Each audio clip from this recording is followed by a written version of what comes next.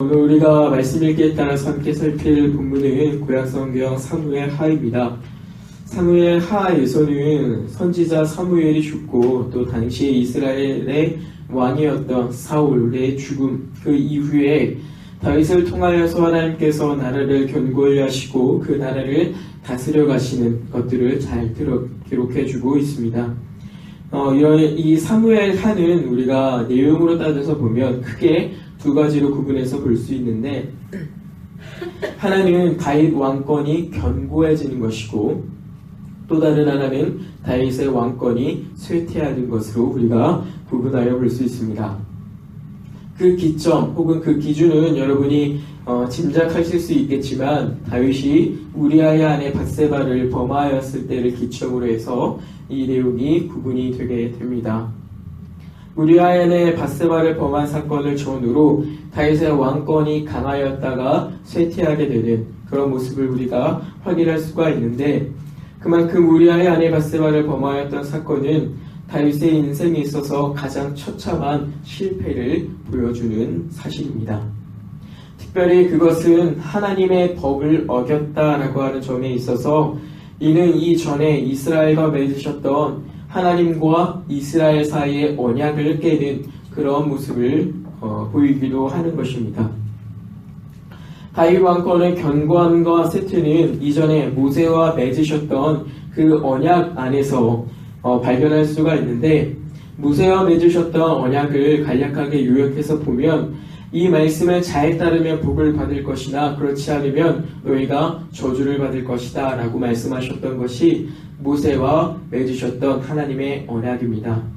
그래서 이스라엘의 역사 가운데서도 보면 이 언약에 충실하게 이스라엘 백성들이 살아가고 있는 것을 보게 됩니다. 복을 누릴 때도 때로는 저주에 가까운 상황에 처해졌을 때도 하나님과 이스라엘 백성이 맺었던 그 언약, 그 내용에 따라서 이루어지고 있다라고 하는 것입니다.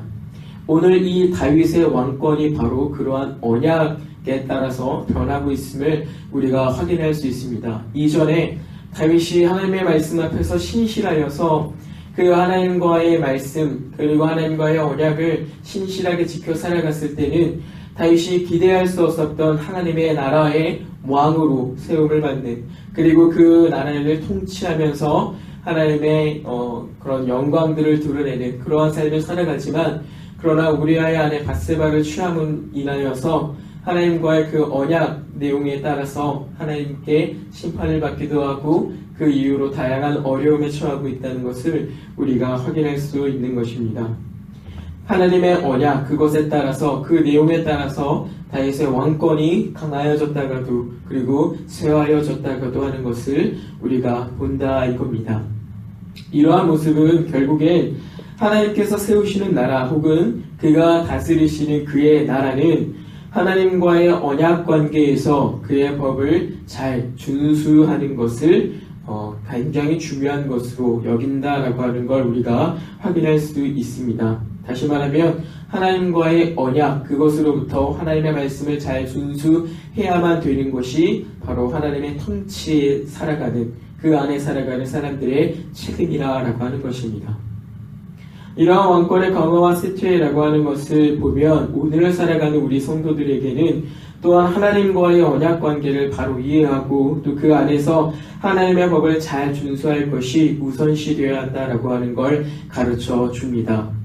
한국 교회를 비롯해서 많은 교회들이 잘 못하는 것 중에 하나가 하나님과의 언약 관계를 잘 생각하지 못하는 겁니다. 하나님은 우리가 교섭을 할 수 있는 분이 아니십니다. 하나님과 우리가 어떤 거래를 할 수 있는 분이 아니시고 동등한 위치에 있을 수도 없는 분이 그 하나님이시라 이겁니다. 너희는 내 백성이 되고 나는 너희의 하나님이라 라고 말씀하신 그 하나님의 언약에 따라서 우리는 충실히 그 하나님을 존엄한 자로 또 우리의 모든 것 되시는 분으로 그렇게 받들어 살아야 된다라고 하는 겁니다. 이 언약 관계 없이 말씀 준행하는 것, 그것은 사실 오히려 독이 되는 결과를 부르기도 하는 것이죠. 한국 교회를 보시면 여러분 아시겠습니다만 순종이 있고 헌신이 있고 또 나름대로의 열심과 또 나름대로의 정성을 보이면서 살아가는 성도들이 많이 있습니다. 그러나 그걸 가지고 뭘 하는 겁니까? 하나님과 거래하는 겁니다. 내가 이거 했으니까 하나님 주셔야 되는 거 아니겠습니까? 그렇지가 않은 것입니다. 하나님과의 언약관계, 하나님은 나의 하나님이시고 나는 그의 백성이다라고 하는 것, 그것을 먼저 바르게 이행하고 살아갈 때 그때야 비로소 하나님께서 원하시는 말씀에 대한 순종을 우리가 살아갈 수 있다 이겁니다. 왜 말씀 순종에 있어서 실패하는 줄 아십니까? 그것은 내가 거래를 하다가 거래가 되지 않았기 때문에 놔버리기 때문에 그렇습니다. 내가 원하는 것, 소위 메리트라고 하죠. 내가 원하는 어떤 장점을 얻을 수 없기 때문에 내가 순종하고자 하는 마음이 생기지 않는 것입니다. 중간에 하다가 포기해버리는 것이죠. 마귀와 사탄의 관계라고도 우리가 부를 수 있겠지만 정작 그거 없이도 하나님과의 관계가 바르게 이해되지 않았기 때문에 그저 하나님과의 거래의 실패 때문에 그냥 내 마음대로 그렇게 하는 경우들이 사실은 더 많이 있는 것입니다. 오늘 이 본문 가운데서 특별히 이 사무엘 상과 하에서는 하나님과의 그 언약 관계 속에서 그런 바른 이해 속에서 하나님의 말씀을 바르게 순종할 때야 비로소 그것이 하나님과의 올바른 관계고 그것이 교회됩니다 라고 하는 것을 우리에게 잘 보여주고 있다라고 하는 겁니다. 또한 밧세바 사건 그 이유를 보시면 아시겠습니다만 다윗 왕이 심각하게 쇠퇴하고 있는 걸 볼 수 있습니다. 나라는 혼란스러워지고 외세의 도전도 받게 되는 것이죠. 그 이전에는 평화의 왕이라 그렇게 불렸던 나라, 그 나라였는데 그 이후에는 어떻습니까? 분란이 일어나고 그 안에서 갖은 어려움들을 경험하게 되는 것입니다. 이러한 다양한 문제들을 보면서 어찌 보면 신앙에 있어서 단 한 번의 실패라고 볼 수 있는 그 사건이지만 그러나 그 단 한 번 때문에 다양한 문제들, 감히 우리가 감당할 수 없고 책임질 수 없을 여러 가지 문제들이 따라온다라고 하는 것을 또한 우리가 이러한 내용을 통해서 확인할 수 있는 것입니다. 그래서 여러분에게 몇 번이나 강조하여 말씀을 드립니다만 틈을 주지 말라 이렇게 말씀을 드렸습니다. 틈을 주지 마시라. 예배 생활에 있어서도 그렇고 하나님을 섬겨 살아가는 사람으로서의 자세에 있어서도 틈을 주지 마시라. 단 한 번의 실패가 우리가 책임질 수 없는 그러한 어려움에 처할 수 있는 그런 위기에 봉착할 수 있는 문제가 될 수 있기 때문에 아주 사소하고 아주 어떻게 보면은 별거 아닌 것처럼 보이는 일이라고 할지라도 여러분 그것들을 틈을 주지 마시고 여유를 주지 마시고 그런 것들과 관련해서 좀 단단히 하시라라고 말씀을 드렸던 것입니다. 이러한 내용을 보면 이 성도들의 마음에 적잖은 경각심을 불러 일으켜 주는 것입니다. 참으로 안타까운 것은 뭔지 아십니까? 이러한 말씀을 몇십 년이나 아니면 몇 년 이렇게 보고 살아가는 우리이지만서도 이 마음이 잠깐이라 이겁니다. 잠깐. 그때 그 순간 잠깐 조심스럽고 그래 내가 이러면 안 되겠다 하면서도 뒤돌아서서 다시 그 일을 하고 있는 내 모습을 발견하는 겁니다. 내가 연약하고 내가 핑계입니다. 마음이 그것에 있지 않기 때문입니다. 우리가 수요일에 호세의 말씀을 들어서 여러분 아시겠습니다만 내가 그걸 정말로 하고자 하는 마음이 없기 때문에 내 마음이 거기에 있지 않기 때문에 내 삶에서 행동에서 나오는 게 없는 겁니다. 마음의 문제. 물론 이러한 다윗 왕의 쇠퇴기를 보면서도 항상 문제만 있는 것은 아닙니다. 왜냐하면 하나님께서는 너무나 놀라운 분이시고 자비로운 분이시고 우리를 사랑하는 분이시기 때문에 그러한 쇠퇴기에 있는 다윗 왕이긴 하지만 늘 그와 함께 하셔서 결국엔 그의 회개를 이끌어내시고 또 그의 나라를 보살펴 주실 뿐만 아니라 다시 한번 그와 언약을 맺으셔서 그가 실패해버린 그 언약을 더 견고하게 하시고 그 나라를 다음 때를 약속하시면서 내가 사람의 명과 인생의 책찍으로 다스려서라도 이 언약이 깨지지 않도록 할 것이다 라고 말씀하신 게 하나님이시라 이겁니다. 우리가 그런 하나님을 섬기며 살아가는 사람이다 라고 하는 것을 이 사무엘 하의 말씀이 더 잘 보여주고 있다라고 하는 겁니다. 그렇기 때문에 우리가 때때로 보이는 실패와 또 때때로 보이는 연약함이지만 그럼에도 불구하고 여전히 우리가 이 하나님의 말씀을 준수하고 따라야 되는 이유가 있는 것입니다. 여전히 하나님은 우리의 하나님이시기 때문에, 여전히 나는 그의 백성이기 때문에 내가 한 번의 실패와 또 연약한 모습을 자주 보이긴 하지만, 그러나 그럼에도 불구하고 여전히 지금도 내가 그 말씀으로 살아야 하는 이유가 된다라고 하는 겁니다. 또 다른 이유가 필요하십니까? 이 이유들 말고 여러분의 하나님의 말씀을 청중하고 살아야 되는 또 다른 이유가 있어야 되는가 하는 것입니다. 그런 이유들이 없으면 여러분 신앙생활 포기하실 겁니까? 아니라 이겁니다. 우리에게는 다른 이유가 사실은 필요하지 않습니다. 하나님의 하나님이시고 우리가 그의 자녀, 그의 백성이라는 것, 이거 하나만으로 충분히 우리가 그와의 관계 속에서 하나님의 말씀을 준수하며 살아야 되는 이유가 충분하다 이겁니다. 내 자녀가 복을 받아야 되기 때문입니까? 내 사업과 내 건강이 잘 되어야 되기 때문입니까? 그런 게 아니라 이겁니다. 그래서 언약관계, 하나님과의 그 언약관계를 우선으로 해서 그걸 바르게 이해한 상태에서 나오는 하나님의 말씀에 대한 순종, 그것을 하나님께서는 요구하시더라라고 하는 걸 우리가 이 사무엘 하의 말씀을 통해서 확인할 수 있게 되는 겁니다. 이러한 면에서 이러한 내용을 가지고 오늘날 한국교회를 비춰보면 결국에 한국교회가 겪는 어려움은 하나님과의 언약관계가 바로 이해되지 못하고 있고, 그로 말미암아 하나님과의 이 말씀의 관계가 바로 이루어지지 못하고 있다. 결국에 하나님의 말씀의 부재라, 하나님과의 언약이 제대로 이행되지 않고 있고, 그리고 그 말씀이 우리 가운데 넘치는 것처럼 보이지만 그러나 그 말씀이 사실은 없더라. 여러분, 지하철만 타도 유튜브라고 하는 채널을 통해서 다양한 매체와 채널들을 통해서 하나님의 말씀을 접할 수 있는 교회들이 너무나 많습니다. 소위 한국교회 가운데는 박수치면서 떠받드는 목사님들도 많기 때문에 마음만 먹고 이 손가락 몇 번만 움직이며 그런 내용들을 다 듣고 살아갈 수가 있습니다. 그런데도 불구하고 한국교회가 이 상태에 이르렀다라고 하는 건 뭔가 심각한 문제가 있다라고 하는 걸 우리가 분명히 염두하고 살아야 된다라고 하는 겁니다. 양이 많은 것이 중요한 게 아니고 본질이 중요한 것이다 이겁니다. 본질. 그래서 말씀이 넘치는 것 같고 하나님과의 좋은 교제와 관계가 있는 것 같지만 사실은 그렇지가 않은 것이다. 그것이 오늘날 이 말씀을 조롱하여 이 한국교회와 또 세계의 교회들을 바라봤을 때 보이는 나타나는 문제라고 하는 것입니다. 이러한 면에서 오늘 이 시간에는 이 본문을 중심으로 하나님의 말씀으로 다스려지고 지켜지고 또 강성해지는 이 교회에 하나님의 말씀으로 어떻게 살아야 되는가, 어떤 모습이 나와야 하는가라고 하는 것들을 우리가 좀 생각을 해보려고 합니다. 함께 읽은 본문을 보시면 블레셋과의 전쟁에서 이제 사울 왕이 죽고 난 다음에 다윗이 그 소식을 전했던 아말렉 소년이라고 하는 이 친구를 죽이는 장면을 다루고 있습니다. 참 무슨 잘못을 얼마나 했을까 싶은데 다윗이 그의 생명을 취하였다라고 하는 겁니다. 본문을 보면서 먼저 눈길이 가는 것은 이 아말렉 소년이 전해준 소식, 곧 사울 왕이 죽었다라고 하는 이 소식을 다윗이 결코 기뻐하지 않았다라고 하는 것에 있습니다. 사울 왕의 죽음, 이 사울 왕의 죽음이라고 하는 것은 사실은 다윗에게 있어서 더 없는 평안이 약속된 것일 수 있는 겁니다.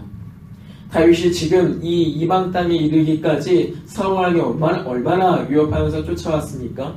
근데 그런 사람이 죽었다라고 하면 이 두 발이 펴지고 오히려 웃음이 날 수 있는 그런 상황 아니겠습니까?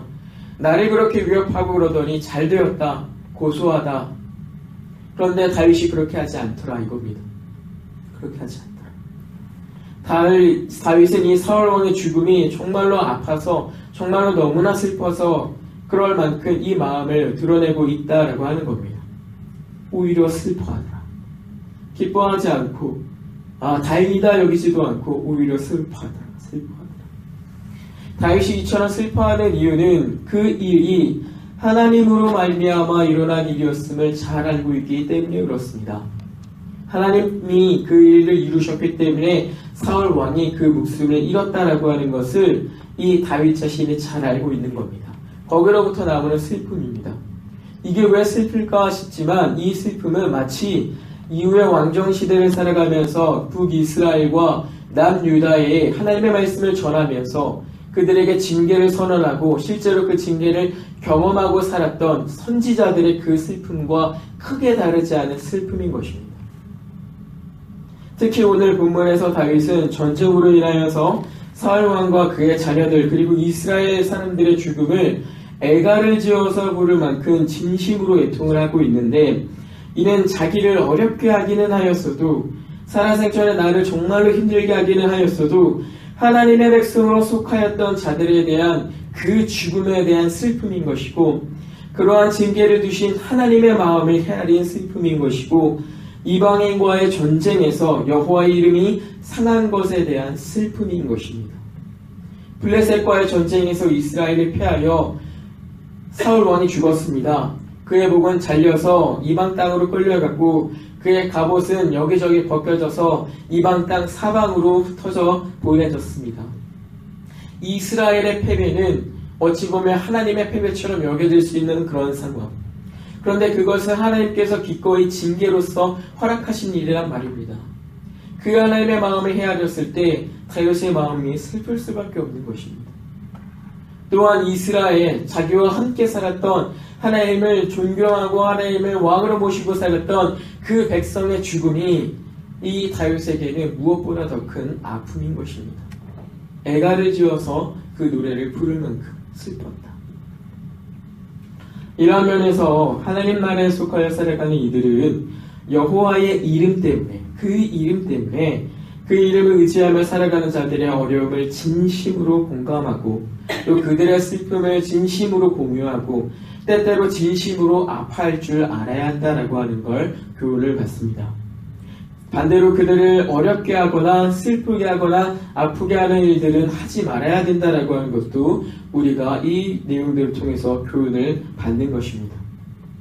진정으로 공감할 수 있어야 된다, 이겁니다. 그것이 여호와의 이름을 존중하는 삶이라. 신앙생활을 하면서 보이는 맹점 중에 하나가 바로 이런 부분들에서 잘 드러나는데, 예배와 삶이라고 하는 것들을 분리시켜버리는 겁니다. 그래서 오늘날 이러한 다윗의 모습을 통해서 보면 여호와의 이름을 존중히 여기는 이러한 태도는 단순히 예배, 거기에서만 드러나는 것이 아니라 어떤 우리의 삶을 공유하고, 성도로서 삶을 공유하고 감정을 나누고 공유하는 그런 면에서도 드러나야 된다, 확실하게 드러나야 된다라고 하는 것을 우리에게 가르쳐주는 겁니다. 종교적인 열심만이 여호와의 이름을 존중히 여기는 삶이 아니라 이겁니다. 근데 많은 경우가 종교적인 열심만 가지고 다른 부분에 대해서는 나몰라라는 경우들이 많이 있는 것입니다. 성도의 아픔을 공감할 줄 모르고, 성도의 아픔을 공유할 줄 모르고, 그렇게 살아가는 일들이 다반사라 이겁니다. 오늘날 교회는 이러한 삶에 있어서 공감의 능력이 매우 부족한 것처럼 보입니다. 하나님의 이름으로 하나의 교회로 부름받은 우리이지만 우리의 그러한 연약함과 허물을 보면서 아파하고 기도할 생각은 하지 않고, 오히려 그것들을 보면서 혀를 차고 비난하고 그나마 조금 나은 나의 모습, 나의 나음을 자랑 삼아서 내세우는 겁니다. 그들의 연약함과 그들의 나약함, 그들의 어려움이라고 하는 것에 대해서는 깊이 공감하면서 하나님 앞에 기도할 생각은 못할 망정, 그나마 그들보다 조금 나은 내 삶을 자랑 삼아 내세우는 것입니다. 그래서 하나님을 기뻐하시는 교회의 삶이라 할 수가 없다라고 하는 것. 없다라고 하는 것. 심지어 그런 사람이 나를 지독하게 괴롭혔던 사람이라 할지라도 그가 여호와를 존중하는 사람이었기 때문에, 여호와께서 그를 자기 백성으로 두었던 사람이었기 때문에, 다른 이유가 아닙니다. 그것 때문에, 여호와 때문에, 하나님 때문에 그의 아픔과 어려움을 실질적으로 공유할 수 있는 삶, 그것이 여호와의 이름을 존중하는 삶이라고 하는 것입니다. 우리 중에 누가 이러한 일들을 쉽게 할 수 있겠습니까? 이러한 내용들을 좀 보시다 보면 한 가지 눈길이 가는 것이 또 있는데, 이 아말렉 소년이라고 하는 사람이 다윗에게 와서 사울의 죽음을 말하는 내용이 사실은 사무엘상 31장 기록과 좀 다릅니다. 여러분 좀 자세히 보시면 아시겠습니다만, 이 아말렉 소년이라고 하는 사람이 다윗에게 대해서 그 사울의 죽음을 보고할 때 거짓말을 하고 있다라고 하는 걸 여러분 눈치채실 수 있을 겁니다. 사무엘상 31장의 기록을 보면 사울의 마지막은 소위 자살이었습니다. 자살. 심지어 무기 들고 있던 사람도 사울 왕을 찔러 죽이지 않았고 사울 왕이 죽고 난 다음에 자기 역시도 숨을 거두는 모습을 우리가 확인할 수 있습니다. 그런데 여기 지금 이 아말렉 소리를 지금 어떻게 하고 있는 겁니까? 죽여달라 그래서 내가 그를 찔렀다. 이 아말렉 소련이 그 사울 왕의 죽음에 조금이라도 협조한 것처럼 이렇게 말을 하고 있는 것입니다. 그리고 좀 희한한 것들, 잘 이해되지 않는 부분들이 몇 가지가 더 보이는데요. 하나는 그가 우연히 길보아 산에 올랐다라고 하는 것, 그것이 사실은 신빙성이 떨어지는 말입니다. 당시는 블레셋과 이스라엘의 전쟁이 있던 자리가 그 길보아 이곳입니다. 그런데 이 사람이 우연히 거기로 올랐다라고 하는 건 도무지 말이 되지 않는 것이죠. 정신이 있는 사람이, 마음이 있고 생각이 있는 사람이 전쟁 중인 그 땅에 올라갈 사람이 누가 있습니까? 심지어 이 아멜렉 사람은 이스라엘의 어떤 군대에 포함되어 있던 사람도 아니고 그렇다고 블레셋 사람도 아니란 말입니다. 신빙성이 좀 떨어집니다. 내가 우연히 그곳에 가다가 보아하니. 그리고 또 한 가지는 이 길보아 산에 병거가 올랐다라고 말을 하고 있는데, 병거라고 하는 것은 말이죠, 말이 끄는 마차를 생각하시면 됩니다. 여러분 혹시 배너라고 하는 영화 보신 적 있으십니까? 배너 보면 뭐 타고 다니는지 아십니까? 말 한 몇 마리 앞에다가 두고 그 뒤에 이제 마차처럼 서가지고 창 하나 들면서 막 타고 다니는, 그게 병거입니다. 그게 이 길보아 산 험한 이 산악에 올라갈 수 있었다라고 생각하십니까? 병거가 올라갈 수 있는 지역이 아닙니다. 그런데 그곳에 많은 병거가 있었다. 뭔가 정상적이지 않은 내용으로 이 다윗에게 말을 하고 있는 것을 우리가 확인할 수가 있습니다. 그리고 이 의도가 우리가 뭔지 분명히 알 수 있는 것은 이 사람이 이 나중에 죽고 난 이후에 다윗이 이 사람의 말을 평가할 때 4장에서 나오는데, 4장 15절에 나오는데, 소련의 사울의 왕에 대해서 그 죽음의 소식을 이제 전하는 데 있어서 좋은 소식으로 여겼다라고 하는 점을 다윗이 밝히고 있습니다. 그가 마치 그것을 좋은 소식으로 내게 말을 하였지만 내가 그를 처단하였다라고 이제 다윗이 4장 15절에서 말을 하고 있는 걸 우리가 확인할 수 있는데요. 그러니까 사울 왕의 죽음이라고 하는 거, 어찌 보면 다윗의 원수 되는 사람처럼 보이는 그 사울 왕의 죽음을 보고하면서 자기가 조금이라도 기여한 게 있으니까 나중에 다윗, 당신이 왕이 되거든 내게 무엇인가 좀 주십시오. 내가 공을 세운 사람이기 때문에 내게 무엇인가 좀 주십시오라고 하는 그러한 기대로 다윗을 찾았다라고 하는 거 우리가 확인할 수 있습니다. 정상적인 마음이 아닙니다. 특별히 그 부분은 어디서 알 수 있냐면 사울 왕의 시체에서 왕관과 그 다음에 팔에 껴있는 그런 장신구들을 빼왔다라고 하는 점에서 우리가 알 수 있습니다. 사울 왕 옆에 서 있던 무기 든 사람도 사울 왕이 죽을 때 하나님의 기름 부은 사람이었기 때문에 두려워가지고 가까이 안 갔단 말입니다. 근데 그 사람이 죽어 있으니까 가가지고 그걸 빼왔어요. 두려운 마음 조금도 없이. 의도와 목적이 불순했고 그것으로 다윗을 찾아와서 말을 하고 있다라고 하는 겁니다. 자, 그러나 그러한 기대와는 다르게 그가 맞이한 것은 무엇입니까? 여호와의 기름 부음을 받은 자, 이 사람을 해하였다라고 하는 이유로 죽음을 맞이하는 겁니다. 자기가 기대한 것과는 다르게. 이게 좀 어떤 큰 문제인가 싶긴 하지만 사실은 자기의 생명으로 대가를 치러야 할 만큼 이 여호와의 기름 부음 받은 자를 해했다라고 하는 게 굉장히 심각한 문제라고 하는 것을 우리가 확인할 수 있습니다. 사실 기름 부음이라고 하는 것은 하나님의 일하심이라고 하는 것과 깊은 연관이 있기 때문에 이 기름 부음 받은 자를 건드렸다라고 하는 건, 그를 해하였다라고 하는 건 그 하나님의 일하심에 대해서 인정하지 않고 존중하지 않는 그런 결과를 이제 불러일으키는 겁니다. 여러분 아시겠습니다만 기름 부을 때는 아무나 마음대로 기름 붓지 않는 것입니다. 아무나 마음대로 그렇게 기름 받아서 세움을 받는 게 아닙니다.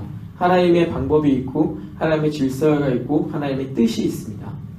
한 예를 들어서 사무엘이 이제 다윗을 찾아가서 기름 부을 때를 보시면 아시겠습니다만 많은 형제들이 있지만 그들에게 기름 붓지 않습니다. 왜요? 하나님이 그들에게 기름 붓는 것을 뜻하지 아니하셨거든요.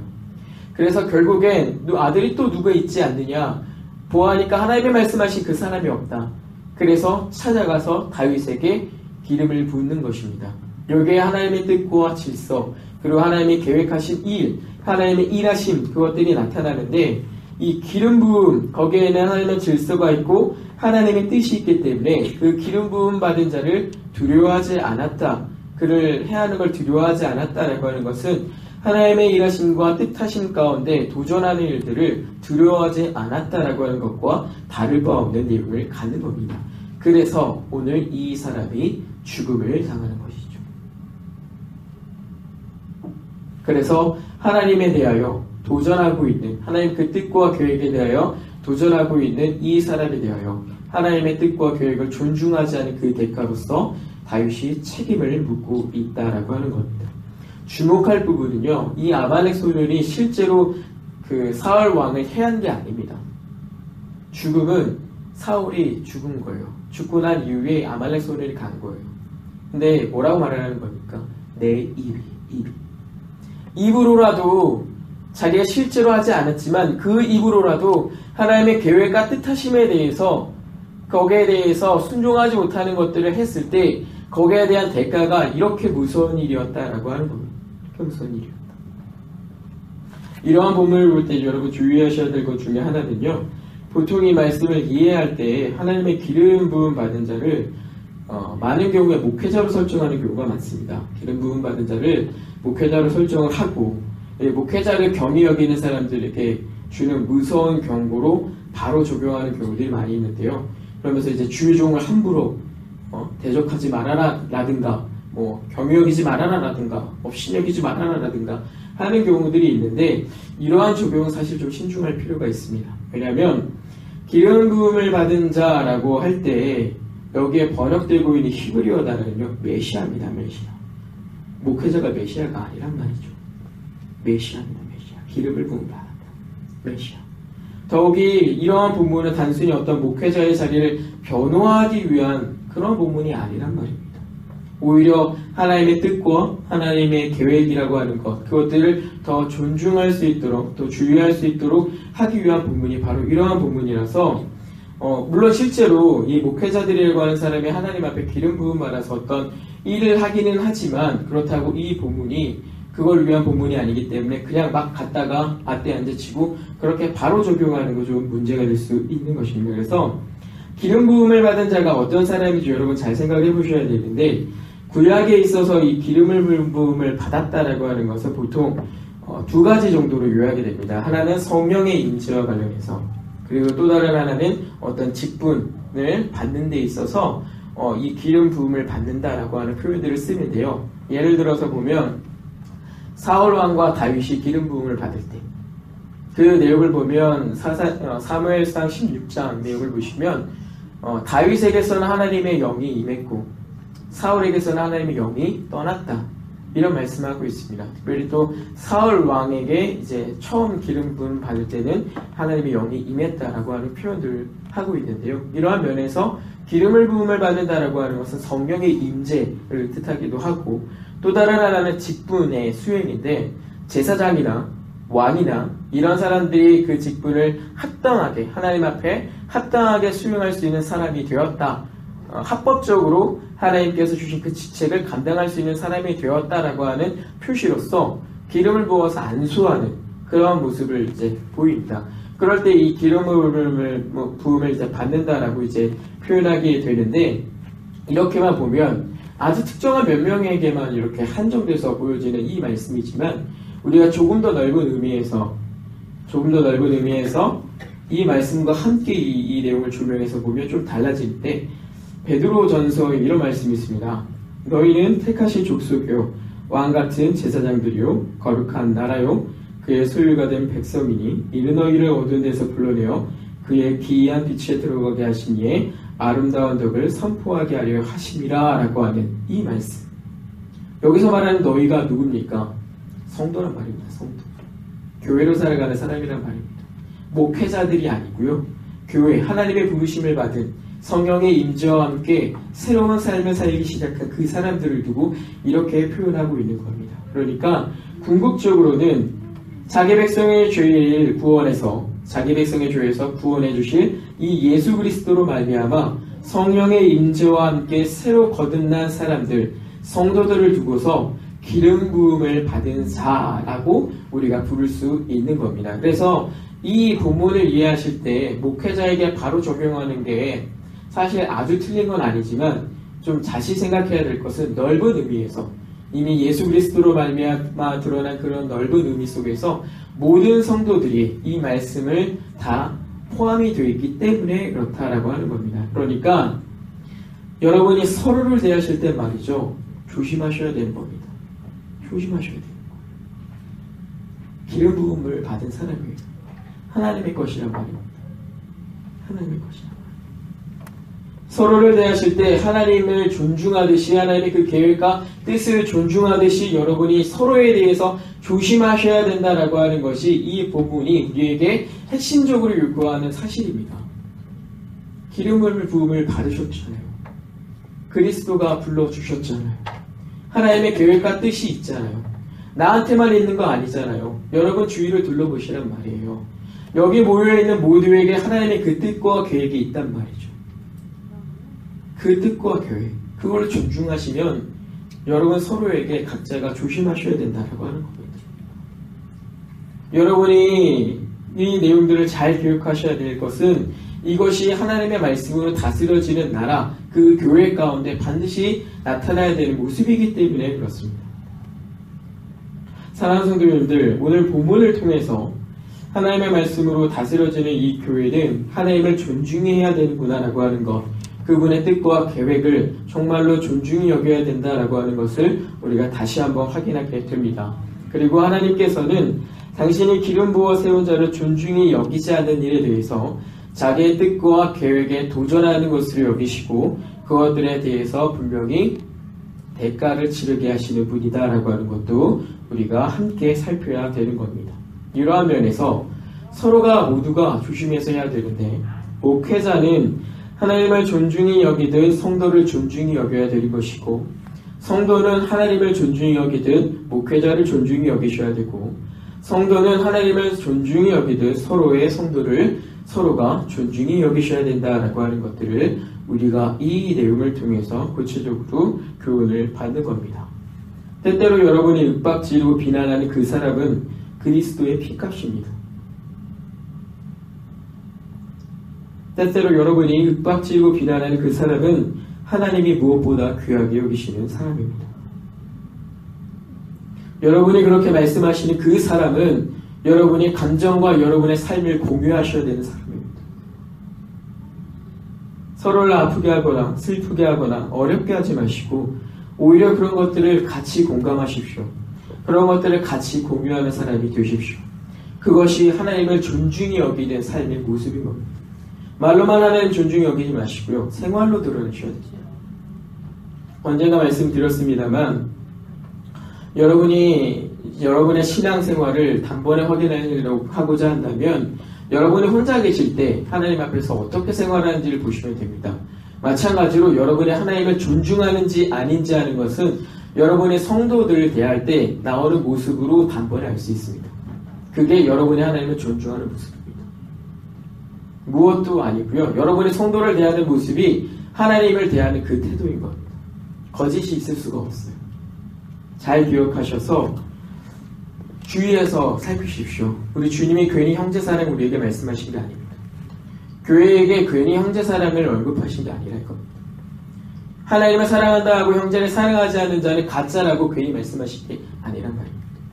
이러한 말씀 앞에서 상가 주의하는 마음으로 주를 존중하는 살아가는 여러분 되시길 바라고 그럴 주를 우리 하나님을 존중히 여기는 것만큼 서로를 존중히 여기는 분들이 되어주시기에 주님의 이름으로 다시 한번 부탁을 드리겠습니다.